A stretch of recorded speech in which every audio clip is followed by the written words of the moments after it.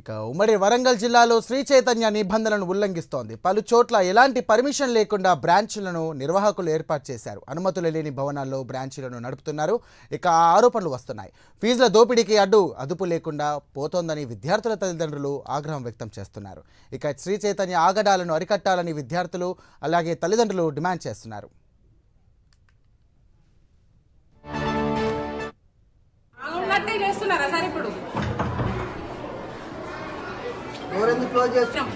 చెప్పి రాసిచ్చినాక మళ్ళీ కాలేజ్ చేస్తారు. నేను 8,000 ఉన్నా మీకు అప్పు 5,000 కి మీరు కాల్ చేస్తారా? ఒక 5,000 ఆల్రెడీ 7th క్లాస్ C4 అమ్మాయిది క్లోజ్ చేసినాక ఈ పిచ్చకుళ్ళ 3rd క్లాస్ ఉంది క్లోజ్ చేయనా? అర్థం ఉందా సార్? నేను చెప్పి ఇప్పుడు 1 అవర్ ఇప్పుడు మేడం 5 మినిట్స్ నాకు లైన్ లోనే ఉంది, ఒక్కసారి ఇవ్వండి నేను మాట్లాడతా, ఒక్కసారి ఇవ్వండి అని చెప్పా. దాన్ని ఇచ్చినా కూడా ఎవరు మాట్లాడే పరిస్థితి లేదు. నేను ఇంట్లో నుండి ఇప్పుడు ఏ పరిస్థితులు వచ్చినా ఒకసారి చూడండి. మీరు ఎక్కడ ఉన్నారండి? నేను ఇప్పుడు కట్టాను 1 వీక్ వెళ్ళే వరకు కట్టాను. మీరు హిందూసా ముస్లిమా? కాదు సార్, మరి పండగ చేసే 1 వీక్ దాకా బయటికి వెళ్ళి తీయొద్దు. మరి ఏం చేయాలి? ఎవరు 1 ఇయర్? ఫస్ట్ ప్రిన్సిపల్ సార్ని నిలిపియండి. ఫస్ట్ ప్రిన్సిపల్ సార్ని నిలిపియండి. నేను 1 వీక్ వరకే సెటిల్మెంట్ చేసినాం ప్రిన్సిపల్ తోటి 1,000 ఓకే అన్నాడు. సెటిల్మెంట్ కాపీ తీసుకురా బాగున్నట్టే చేస్తున్నారా సార్? ఇప్పుడు చెప్పి రాసిచ్చినాక మళ్ళీ కాలేజ్ చేస్తారు. నేను 8,000 ఉన్నా మీకు అప్పు 5,000 కి మీరు కాల్ చేస్తారా? ఒక 5,000 ఆల్రెడీ 7th క్లాస్ C4 అమ్మాయిది క్లోజ్ చేసినాక ఈ పిచ్చకుళ్ళ 3rd క్లాస్ ఉంది క్లోజ్ చేయనా? అర్థం ఉందా సార్? నేను చెప్పి ఇప్పుడు 1 అవర్ ఇప్పుడు మేడం 5 మినిట్స్ నాకు లైన్ లోనే ఉంది, ఒక్కసారి ఇవ్వండి నేను మాట్లాడతా, ఒక్కసారి ఇవ్వండి అని చెప్పా.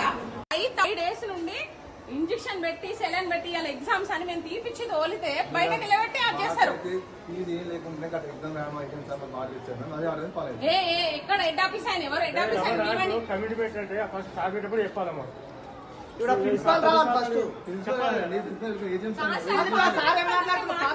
వచ్చి మాకు కాల్ చేస్తే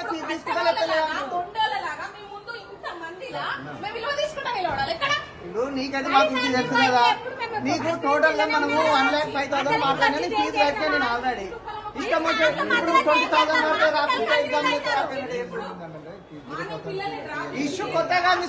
మరీ ముఖ్యంగా టై, బెల్ట్, అదేవిధంగా షూస్ అని చెప్పేసి బుక్స్ అని చెప్పేసి MRP రేట్లు ఒకటి ఉంటే వీళ్ళు స్వతంగా వీళ్ళు ఇంకో ప్రైజ్ చేసుకొని ఈరోజు విద్యలవిడిగా ఫీజులో దోపిడీ చేస్తున్న పరిస్థితి ఉంది. అదేవిధంగా చూసిన స్పష్టమైన ఫీజుల స్ట్రక్చర్ అనేది ఏర్పాటు చేయకుండా దాదాపుగా 30,000 నుంచి ₹1,00,000 వరకు మధ్య తరగతి అంటే 1, 2, 3 అట్లా స్కూళ్ళ వారిగా క్లాసుల వారిగా చూసినట్టయితే విచ్చలవిడిగా 30,000 నుంచి ₹1,00,000 వరకు వసూలు చేస్తున్న పరిస్థితి ఉంది. అదేవిధంగా చూసినట్టయితే వివిధ ఎగ్జామ్స్ అని మోడల్ టెస్ట్ అని చెప్పేసి ఎక్స్ట్రా ఫీజు అని చెప్పేసి అదేవిధంగా చూసినట్టయితే మోడల్ టెస్ట్ అని చెప్పేసి JEE, IIT అని చెప్పేసి మెడికల్ అని చెప్పేసి ఒలింపియాడ్ అని చెప్పేసి ఇట్లా వివిధ పుట్టి పేర్లతో జీవో నంబర్ 1 అదేవిధంగా ఎడ్యుకేషన్ యాక్ట్కు సంబంధించిన దానికి విరుద్ధంగా ఈరోజు వసూలు చేస్తున్న పరిస్థితి కనబడుతుంది. ఈ విషయాన్ని రాష్ట్ర వ్యాప్తంగా అదేవిధంగా జిల్లా కేంద్రంలో ఉన్నటువంటి విద్యాశాఖ అధికారుల దృష్టికి అనేక దఫాలకు తీసుకెళ్ళినా కూడా ఎలాంటి చర్యలు చేపట్టకుండా ఈరోజు కార్పొరేట్ స్కూళ్ళ యొక్క యజమాన్యాలతోటి విద్యాశాఖ అధికారులు కుమ్ముకైన పరిస్థితి మనము చూస్తూనే ఉన్నాం. ఉన్నటువంటి శ్రీ చైతన్య పాఠశాలలు మరి ఈరోజు డబ్బులు వసూలు చేయడానికే విద్యార్థుల తల్లిదండ్రులు డబ్బులు వసూలు చేయడానికి మాత్రమే ఈరోజు పుట్టగొడుగులా పుట్టుకొస్తున్నాయి. మరి రాష్ట్ర వ్యాప్తంగా శ్రీ చైతన్య, నారాయణ లాంటి కార్పొరేట్ విద్యా సంస్థలు మరి ఫీజు వసూళ్ల కోసమే పాఠశాలలు నడుపుతున్నారు. ఈరోజు విద్యార్థులను ర్యాంకుల పేరుతోటి ఒత్తిడి తీసుకొచ్చి ఈరోజు చాలామంది విద్యార్థులను ఇబ్బందికి గురి చేసినటువంటి పరిస్థితి. ముఖ్యంగా రాష్ట్ర వ్యాప్తంగా చాలామంది ఒత్తిడికి తట్టుకోలేక చాలామంది విద్యార్థినులు మరి ఆత్మహత్య చేసుకొని చనిపోయినటువంటి పరిస్థితి ఉంది. అయినా కూడా ఇటు ప్రభుత్వాలు కానీ ఇటు విద్యాశాఖ అధికారులు ఏమాత్రం పట్టించుకోకపోవడం చాలా బాధాకరమైన విషయం. మరి జిల్లా కేంద్రంలో ఉన్నటువంటి శ్రీ చైతన్య పాఠశాల ఫీజులకు వసూలు చేయడం, టైమింగ్స్ విషయంలో ఇబ్బంది పెట్టడం, అదేవిధంగా దానికి సంబంధించినటువంటి స్కూళ్ళ మెరుగైన వసతులు కల్పించడంలో పూర్తిగా లోపం జరిగింది. ఇక్కడ ఉన్నటువంటి విద్యాశాఖ అధికారులు వెంటనే స్పందించి శ్రీ చైతన్య స్కూల్ పైన చర్యలు తీసుకోవాలని చెప్పేసి AISFగా డిమాండ్ చేస్తున్నాం. ఈరోజు కేవలం ర్యాంకుల పేరు, ఫీజుల పేరుతోటి ఈరోజు రకరకాల కార్యక్రమాల పేరుతోటి విద్యార్థుల దగ్గర వేలాది రూపాయలు దండుకున్నటువంటి పరిస్థితి ఉన్నది. అట్లాంటి పాఠశాలపైన ప్రభుత్వ నిబంధనలు పాటించని పాఠశాలలపైన ఖచ్చితంగా చర్యలు తీసుకోవాలని చెప్పేసి AISFగా మేము ప్రభుత్వాన్ని విజ్ఞప్తి. మా అబ్బాయి ఫస్ట్లో చదువుతున్నాడు. ఈ కార్పొరేట్ విద్యా వ్యవస్థలో ఫీజులు ఎక్కువ దండుకుంటూ పిల్లల మీద ఒత్తిడి తీసుకొస్తూ ఫీజులు కట్టాలని చెప్పి తీసుకొస్తూ ఎగ్జామ్ టైం కూడా దగ్గర పడింది, మీరు ఫీజులు పూర్తిగా చెల్లించినాక మాత్రమే ఎగ్జామ్ రాయిస్తాము లేకపోతే రాయించమనే ధోరణిలో ఈ యొక్క కార్పొరేట్ స్కూళ్ళ వ్యవస్థ నడుస్తుంది. దీన్ని పేరెంట్స్ తరఫున బాగా మేము ఇబ్బందిగా బాధపడుతున్నాము.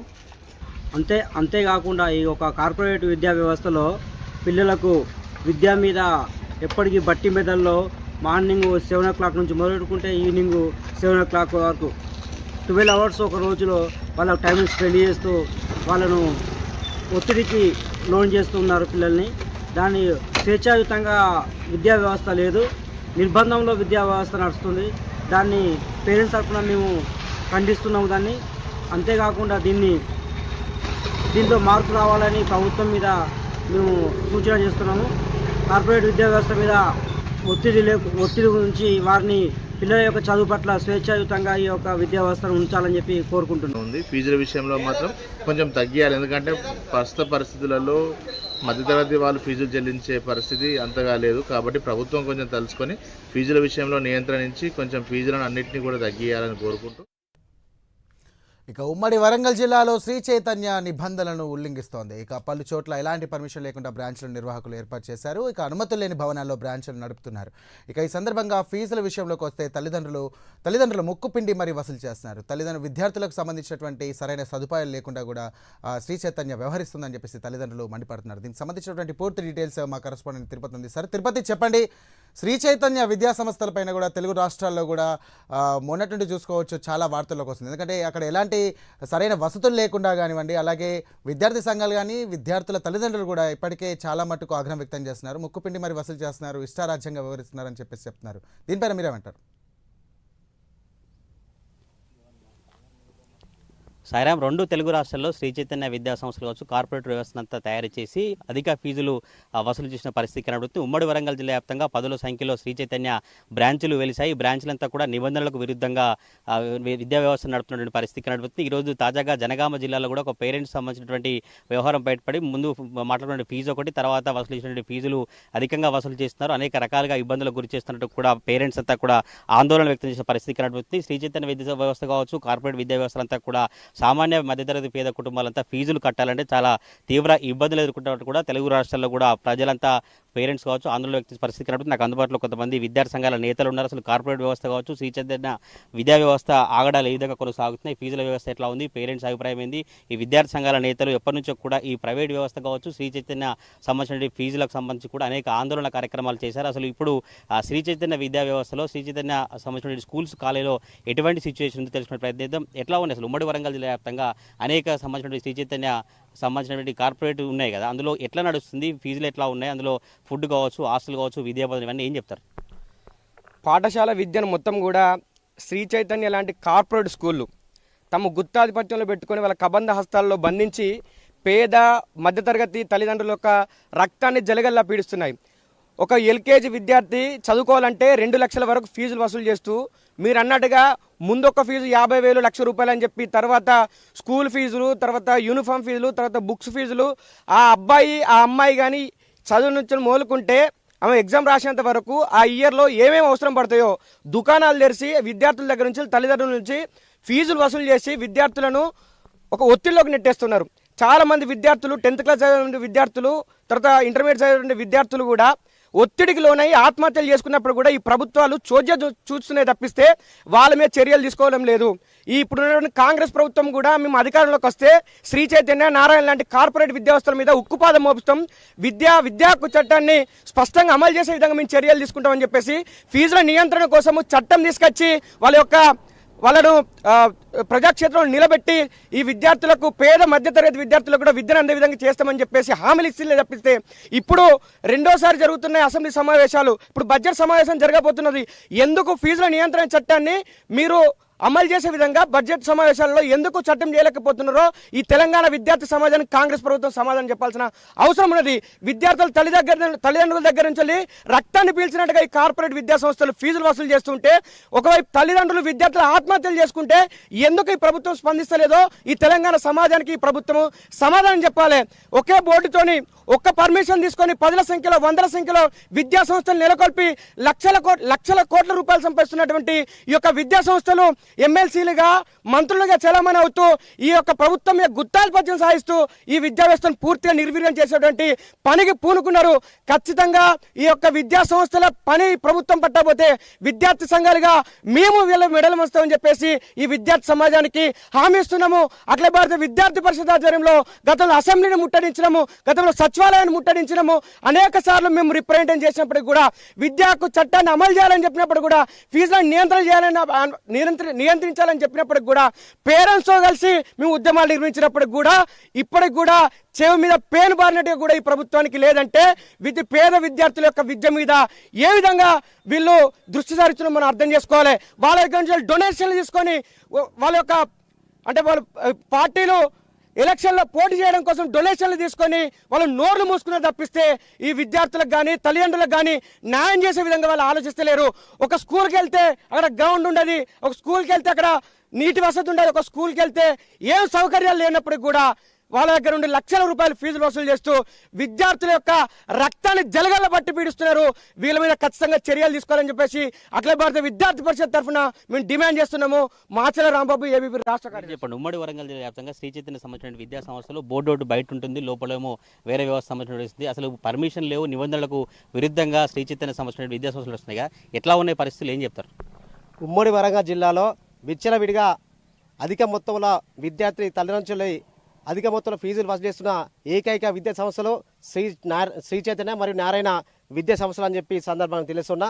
రాష్ట్రంలో కనీస వసతులు లేకుండా ఇష్టారాజ్యంగా బ్రాంచ్లు ఓపెన్ చేసుకొని విచ్చలవిడిగా డబ్బులు వసూలు చేస్తున్నా. కానీ ఇక్కడ ఉన్నటువంటి తెలంగాణ రాష్ట్ర ప్రభుత్వము అది ఆ యజమానుల పైన శ్రీ చైతన్య కావచ్చు, నారాయణ కావచ్చు, ఈ యజమానుల పైన చర్యలు తీసుకుపోవడం ఇప్పటి వరకు చాలా బాధాకరం, సిగ్గుచేట అని చెప్పి నేను ఈ సందర్భంగా నేను తెలియజేస్తున్నా. విద్యాశాఖ మంత్రి కనీసం అక్కడ ఏం జరుగుతుందని తెలుసుకొని పరిస్థితుల్లో ఇక్కడ జిల్లాలో విద్యాశాఖ అధికారులు ఉన్నారు. ఏది గతంలో కూడా అనేక రకాలుగా విద్యార్థి సంఘాలు మరి శ్రీ చైతన్య నారాయణ కళాశాల యాజమాన్యాల ముందు విద్యా సంస్థల ముందు అనేక ఉద్యమాలు చేసినాం. ఎందుకంటే ఎక్కువ స్థాయిలో మీరు అధిక మొత్తంలో ఫీజులు వసూలు చేస్తూ ఉన్నారు. ఇది చాలా తప్పు, ఫీజులు తగ్గాలని చెప్పి దశపది ఉద్యమాలు చేసినా కానీ ఏ రాష్ట్ర ప్రభుత్వము స్పందించకపోవడం, అదేవిధంగా అక్కడ తనిఖీలు చేయకపోవడం, దానిపైన కనీసం చర్యలు తీసుకోకపోవడం చాలా బాధాకరం. ఇలాంటి సంఘటన జరిగిన క్రమంలో అప్పుడు రాష్ట్ర ముఖ్యమంత్రి సీఎం రేవంత్ రెడ్డి స్వయంగా చెప్పిండు, మేము అంటే ఆయన పిసిసి అధ్యక్షుడు ఉన్నప్పుడు ఏదైతే మాట ఇచ్చిండో ఈ తెలంగాణ రాష్ట్రంలో ఎక్కడైతే విద్యార్థులకు అన్యాయం జరుగుతుంది, ఎక్కడైతే నష్టం జరుగుతుందో ఎక్కువ స్థాయిలో ఏ యాజమాన్యాలు ఫీజులు లోపు చేస్తున్నారో వారిపైన కఠినమైన చర్యలు తీసుకుంటారని చెప్పి మీరు హామీ ఇవ్వడం జరిగింది. మీరు హామీ ఇచ్చిన క్రమంలో ఎందుకు మరి విద్యార్థుల పక్షం ఉండి మీరు విద్యార్థులకు న్యాయం చేయాలని చెప్పి నేను అడుగుతా ఉన్నా. తప్పకుండా ఏదైతే శ్రీ చైతన్య నారాయణ ఇతర విద్యా సంస్థల పైన ఏదైతే ఎక్కువ స్థాయిలో విద్యార్థుల నుంచి అధిక మొత్తంలో ఫీజులు వసూలు చేస్తున్నారో వాటిపైన కఠినమైన చర్యలు తీసుకొని ఆ యాజమాన్యం సీజ్ చేసే వరకు ఉద్యమాలను ఉధృతం చేస్తామని చెప్పి హెచ్చరిస్తూ నా పేరు నరేష్ మందా. నేను కొంతమంది మహిళా విద్యార్థి సంఘ నేతలు ఉన్నారు. చూడొచ్చు, శ్రీ చైతన్య కావచ్చు, నారాయణ సంబంధించిన విద్యా సంస్థల్లో మహిళా సంబంధించిన విద్యార్థినులంతా కూడా చాలా మంది ఆత్మహత్య చేసిన ఘటనలు ఉన్నాయి కదా, ఆ ఘటనలకు సంబంధించి ఏం చెప్తారు, ఎట్లాంటి చర్యలు తీసుకోవాలంటే? అసలు ఈ విద్యార్థి సంఘాలు ఎందుకున్నాయంటే విద్యార్థుల యొక్క సమస్యలను తీర్చిదిద్దడానికి. ఇందుకోసం మేము ముందు స్టెప్ అడిగేసినాం. ప్రైవేట్ విద్యా సంస్థలు వాళ్ళు ఎక్కువ ఫీజులు పెట్టడం వల్ల వాళ్ళకి సూసైడ్ అటెంప్ట్ చేసుకోనికి ఇప్పుడు వాళ్ళకి అవకాశం దొరుకుతుంది. ఇవన్నిటిని నిర్మూలించాలి అంటే ఫస్ట్ ఆఫ్ ఆల్ ఫీజులు అనేటివి తగ్గియాలి. ఇంత ఫీజులు ఎక్కువ చేసినా కూడా వాళ్ళు కనీసం అలా ఫర్నిచర్ కానీ లేకపోతే వెంటిలేషన్ ఇవన్నీ చూసుకుంటున్నారంటే అట్లా కాదు. ఇంటర్మీడియట్ ఎగ్జామ్ రాస్తున్న ఒక అమ్మాయి మీద ఫ్యాన్ పడింది, వీళ్ళు ఫీజులు తీసుకున్నారు, ఆ ఫ్యాన్ మంచిగా చేయలేరు. వీటికి లింక్ ఉంటుంది, కనీసం అవి కూడా మంచిగా చేయలేరు, మళ్ళీ ఇట్లా ఫీజులు ఎక్కువ చేస్తున్నారు. నాలాంటి సాటి విద్యార్థినులు, మిడిల్ క్లాస్ అమ్మాయిలు ఇంకా పై ఎడ్యుకేషన్ చేయడానికి ఇట్లా ఈ ఫీజులు చాలా హడల్స్ని ఫేస్ చేస్తున్నాం దీనివల్ల. సో శ్రీ చైతన్య నారాయణ వంటి ఎడ్యుకేషన్ ఎక్కువ ఇచ్చినప్పటికీ కూడా అక్కడ కూడా క్వాలిటీ ఎడ్యుకేషన్ లేదు, క్వాంటిటీ ఫెసిలిటీస్ లేవు. అధిగమించి ఇంకా ఎక్కువగా ప్రెషర్, స్ట్రెస్ వీటి వల్ల సూసైడ్ అటెంప్ట్ చేసుకుంటున్నారు. మా అందరి లైఫ్స్కి రెస్పాన్సిబిలిటీ ఎవరు తీసుకుంటారు? Right, thank you Tirupati.